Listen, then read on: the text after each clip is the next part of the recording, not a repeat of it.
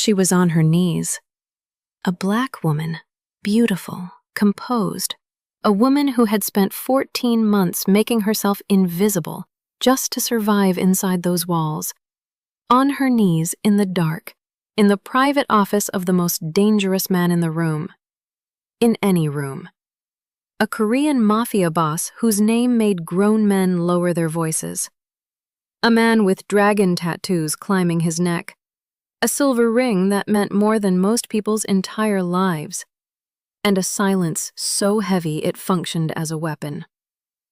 She thought he was sleeping. She had waited for this moment without ever planning it. Had carried something inside her chest for over a year.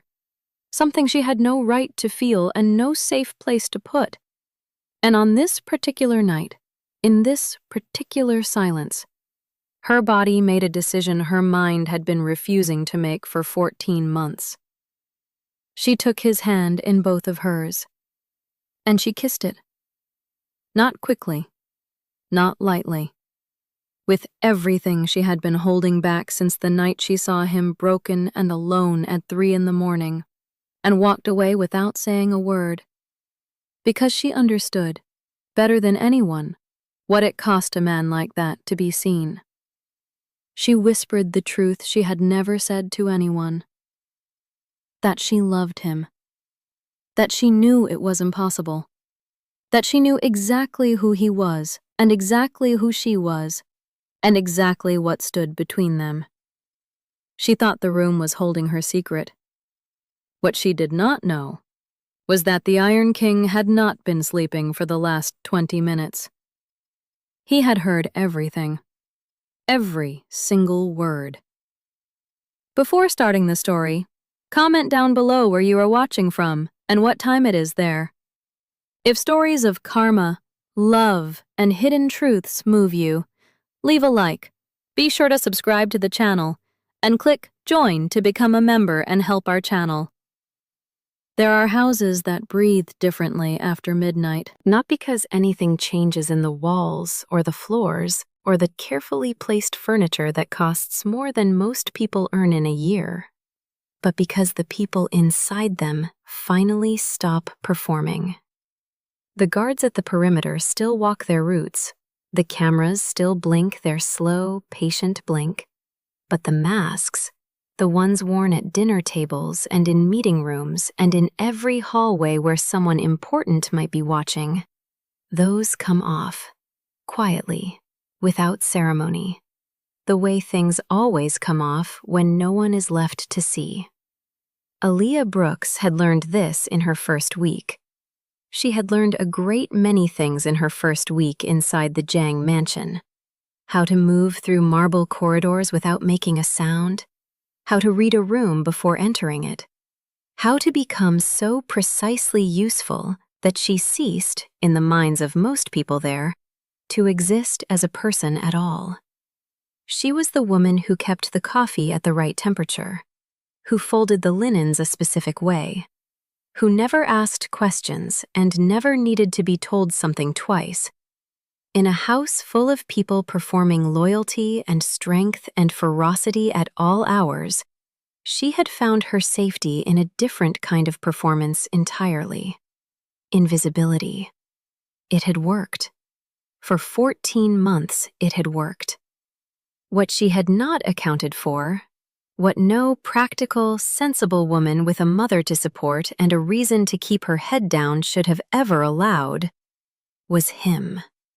Not the version of him that the world saw, not the man whose name made other men lower their voices, whose silences during negotiations carried more weight than other men's threats, whose neck bore the marks of a world he had entered young and never left. Not Jang Hyeon-Su, head of the Jang clan, the Iron King, the man whose decisions moved territory and money and fear in careful, invisible currents beneath the surface of a city that never knew his name. That man she had understood immediately. That man she had known how to exist beside without danger. It was the other one. The one she had seen on the third night, through a door open by 2 inches, standing alone at a dark window at 3 in the morning with his shoulders curved inward by something that had no name she could give it. The one who had left a cup of tea, her specific kind, the one she drank when her throat hurt, outside her door during a fever she had mentioned to no one. The one who said her name, her full name, differently than everyone else said it. Not like inventory, like something he had decided, at some point without telling her, to be careful with. She had told herself, many times over 14 months, that she was imagining it. She had told herself this with the conviction of a woman who understood exactly what was at stake. She knew his world. She had heard enough through enough doors, had seen enough in the faces of men who came and went from that house, to understand that sentiment in a place like this was not romantic. It was dangerous. Not for him. For her. And she knew, with the kind of clarity that comes from watching a family operate up close, that she was not what the Jang family would ever call acceptable.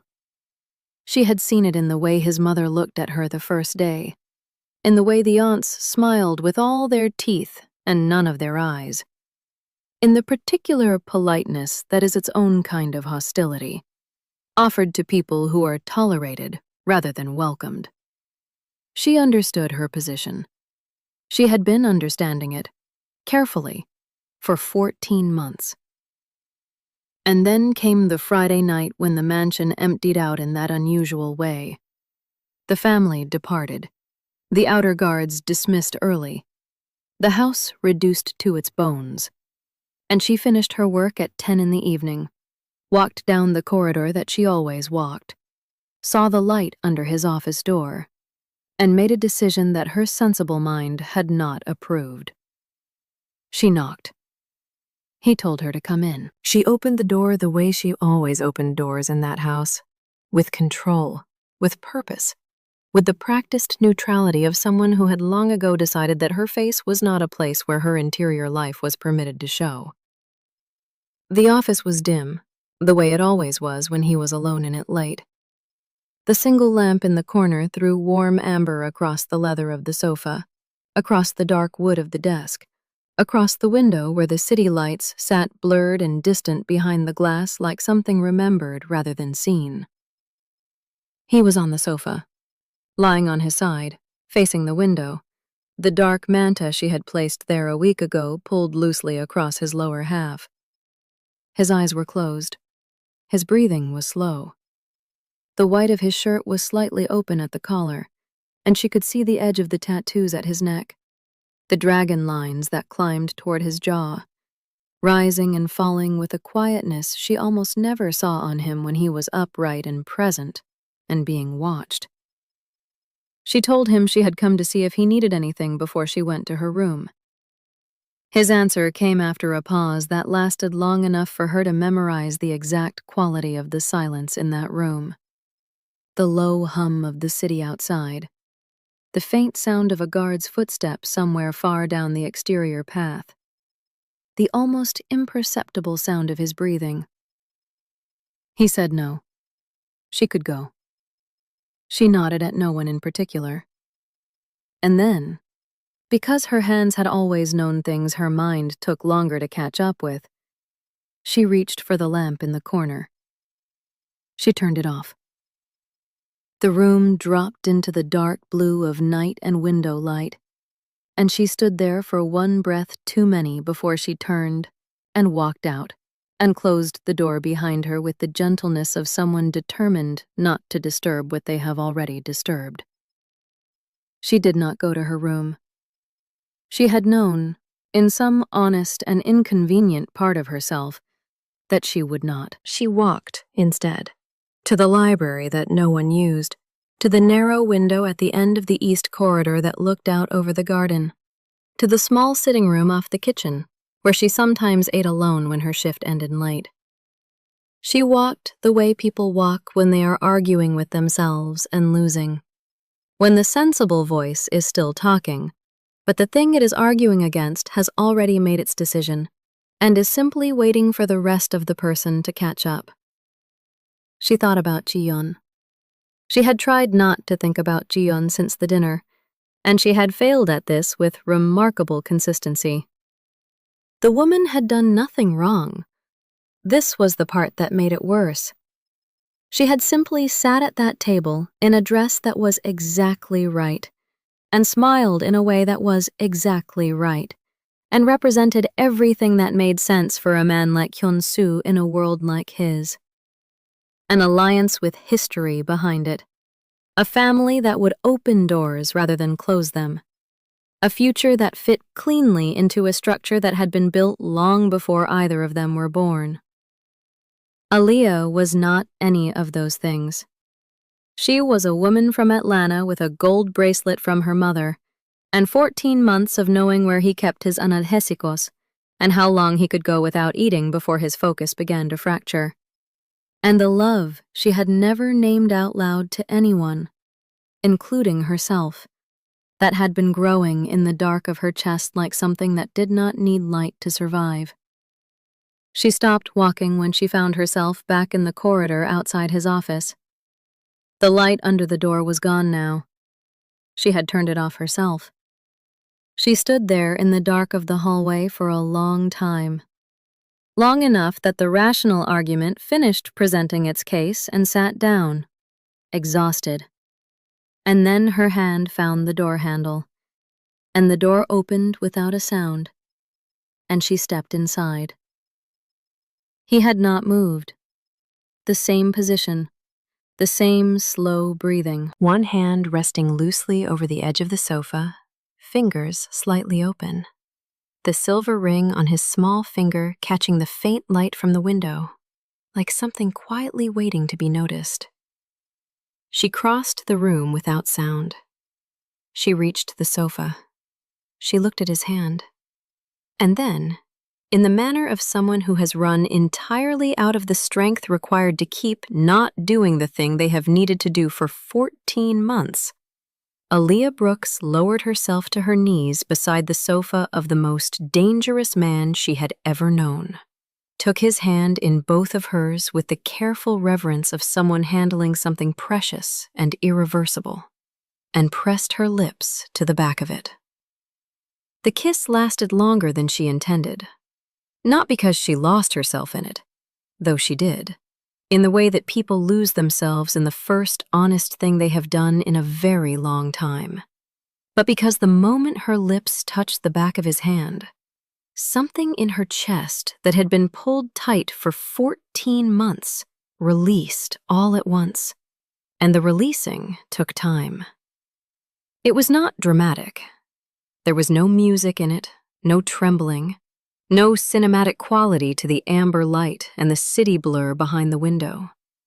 It was simply a woman on her knees in the dark, holding a man's hand with both of hers, her lips pressed against his skin with the quiet desperation of someone who has finally put down something very heavy and cannot yet bring herself to stand back up.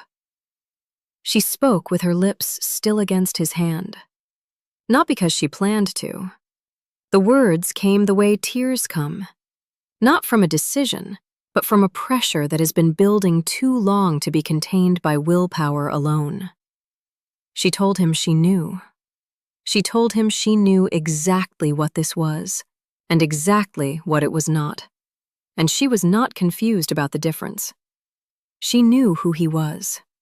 She knew who she was. She knew about Ji-yeon and the dinner, and the way his mother had looked at her from the first day, with that particular brand of polite hostility that did not need to raise its voice to make its meaning perfectly clear. She said she knew that a woman like her was not what a family like his would ever call a reasonable choice. She said she knew that what she was doing, kneeling on the floor of his office in the dark while he slept, was the kind of thing that could not be taken back, and probably should not have been done.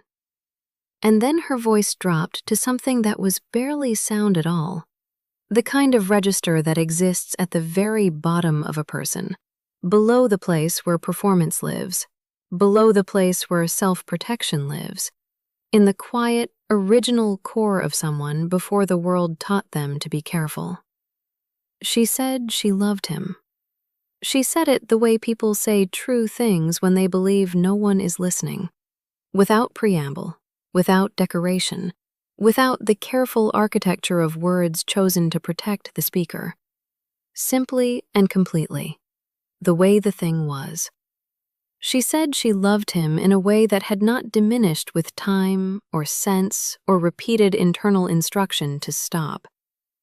She said she loved him in the way of someone who had tried, genuinely and consistently, not to, and had failed so thoroughly that the failure had become its own kind of certainty. She said she only needed to say it once, to someone, even to him, sleeping. Then she stopped. The room held the words the way a room holds smoke, invisibly, in every corner at once. She lifted her head from his hand, slowly. She did not let go of it immediately. She stayed kneeling for one more moment, her thumbs resting lightly over his knuckles, looking at the silver ring on his finger and the tattoo lines that ran up past his wrist toward the dark fabric of his sleeve. Then she set his hand back down with the same care with which she had lifted it. She pressed her palms flat against her thighs. She rose. She turned toward the door. She had taken 4 steps when his voice came out of the dark behind her. It was low. It was unhurried. And it was entirely, unmistakably, awake. He said her name. Not the shortened version. Not the diminished, convenient, everyone in this house version that reduced her to something easier to dismiss. He said the full name, all 4 syllables, with a precision that told her, in the way that certain things tell you everything without explaining anything, that he had been saying it that way in his own mind for a very long time. Her feet stopped, as though the floor had made a decision on her behalf. She did not turn around. She could not, in that moment, have said exactly why, whether it was fear or hope or the specific paralysis that comes from standing at the exact edge of something that cannot be undone in either direction. Behind her, she heard the leather of the sofa shift. She heard him sit up. She heard the quiet of a man who was used to being the one who determined when silences ended, deciding now to let this one breathe for just a moment longer. Then he asked her how long. The question was simple. It had only 3 words. It landed in the center of her chest like something thrown from a great height. She closed her eyes. She told him. Since the 3rd night, she said. Since the door opened by 2 inches, and the window, and the shoulders, and the thing she was never supposed to have seen and had never been able to unsee from that moment forward. No matter how many mornings she had woken up and given herself the same firm and entirely ineffective instructions. The silence that followed was the kind that is not empty. It was the kind that is very, very full.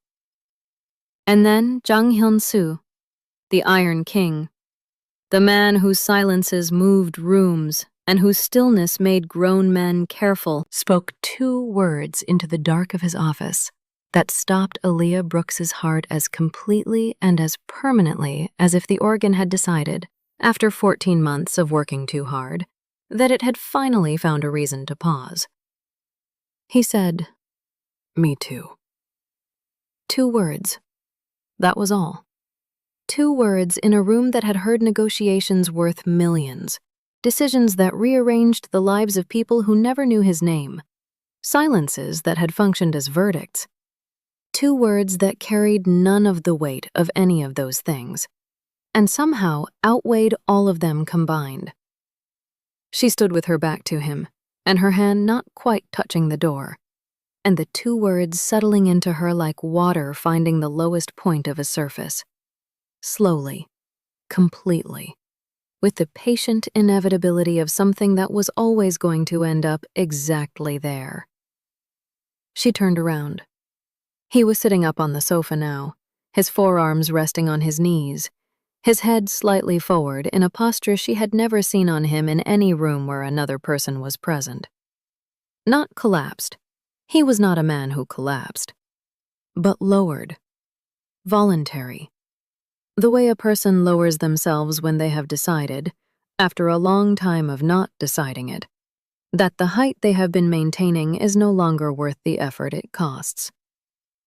The lamp was still off. The city light came through the window behind him and outlined him in something blue and insufficient, and more honest than any lighting she had ever seen him in. She looked at his face. He let her. This was the thing she noticed first, that he let her look, without adjusting his expression, without constructing anything for her to see instead of what was actually there. The jaw that she had learned to read like a language, tight when the day had been costly, set when he was deciding something, released only in sleep or in the rare moments when he forgot, briefly, to be what everyone in that house needed him to be, was released now. Not soft, he was not a soft man and would not become one, but open, in the way that things are open when the door has been taken off entirely rather than simply left ajar. She walked back toward him. Not quickly. She had spent 14 months moving through that house with careful, deliberate steps, and she could not have hurried now even if she had wanted to. Her body understood that this was not a moment to move through, but a moment to move into, fully and without rushing, because certain moments do not offer themselves twice.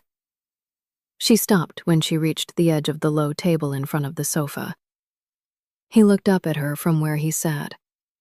The distance between them was small enough that it had a different quality than distance usually has. It was not separation. It was the last remaining inch of something that was in the process of closing. He told her he had not been asleep. He said it plainly, without apology, the way he said everything, as a fact being placed on a table rather than a confession being extracted. He told her he had heard her come in. He told her he had known it was her before she spoke, the way he always knew, because she moved differently than everyone else in that house. Not faster or slower, but with a quality of attention that he had noticed on the third day and had not stopped noticing since. She asked him why he had not said anything. He was quiet for a moment. Not the calculating quiet she knew from his professional silences, but something slower and more interior. The quiet of a man locating an honest answer rather than an effective one. He told her he had wanted to see if she would. He said it without cruelty. There was no game in it. He said it the way someone admits to standing at a window watching rain. Not proud of the stillness. Not ashamed of it either. Simply reporting what was true. He had wanted to see if she would do the thing he had been unable to do himself. He had wanted to know if what he believed he saw in her, in the quiet, accumulated evidence of 14 months of small and unasked-for kindnesses, was real, or was the kind of story a person tells themselves when they are lonely in a way that has no acceptable outlet. She had answered that question. She told him that was not fair. He agreed. He said it quietly, with something in his voice that was not quite a smile but was adjacent to one, the sound of a man who knows he has done a thing that cannot be entirely defended and is not going to insult her by trying. Then he reached out. Not urgently, not with the energy of a man seizing something, with the deliberateness of someone who has thought about a particular motion for a long time and is now performing it for the first time with the full knowledge of what it means. He took her hand, the left one, the one with the gold bracelet from her mother, and he held it with both of his, the way she had held his earlier, kneeling in the dark. Turned it over. looked at it for a moment with the focused attention he gave to things he was deciding were important. She felt the silver ring of his against her palm. She felt the old scars on his fingers that he had never explained and she had never asked about. She felt 14 months of careful distance collapsing into something that was not distance at all. He told her that the rest, his mother, the family, the obligations that had been arranged without his consent by people who loved him in the only way they knew how, which was a way that left very little room for anything that had not been pre-approved. He told her that the rest he would handle. She started to speak. She had arguments prepared, good ones, real ones, the kind that do not dissolve easily. She had thought about all of it. She knew the architecture of everything that stood between them, and she had measured every wall. He said her name again. Just that. Just her name, in that register, with that precision. The arguments did not dissolve. They simply became, in that moment, less urgent than the fact of his hands holding hers in the dark of his office while the city moved silently behind the glass, and the house breathed around them in its post-midnight honesty, stripped of its performances and its hierarchies and its careful arrangements, reduced, like both of them, to something simpler and more true. She did not go back to her room that night. She stayed. They sat in the blue dark and talked in the way that people talk when they have stopped managing what the other person hears, without architecture, without strategy, with the slightly terrifying freedom of two people who have agreed, without saying so directly, that the pretending is over. Outside, the city continued its indifferent turning. The guards walked their routes, the cameras blinked. The house held its secrets the way it always had, in its walls, in its corridors, in the dim offices where important men made decisions that changed things. And in one of those offices, on that quiet Friday at the edge of morning, the most important decision made was not strategic or financial or territorial. It was simply this: that a man who had spent his entire life being exactly what his world required of him had looked at the one person who had seen him without the requirement and had chosen, for the first time, not to look away. The gold bracelet caught the window light. The silver ring answered it, and the house breathed on. If this story moved you, stop for a moment and reflect. Have you ever loved someone in silence because the world around you made you feel like your love was too small, too wrong, or simply not enough? Not because of who you are inside, but because of what others decided you represented the moment they looked at you? And have you ever been the one who saw someone clearly, past the power, past the walls, past everything they showed the world, and loved exactly what you found underneath, even when you had every reason to walk away? Tell us your experiences and feelings in the comments. We read them all. And if you believe in stories about forbidden love, quiet courage, and the truth that cannot stay hidden forever, leave a like, be sure to subscribe to the channel, and click join to become a part of our community and help the channel.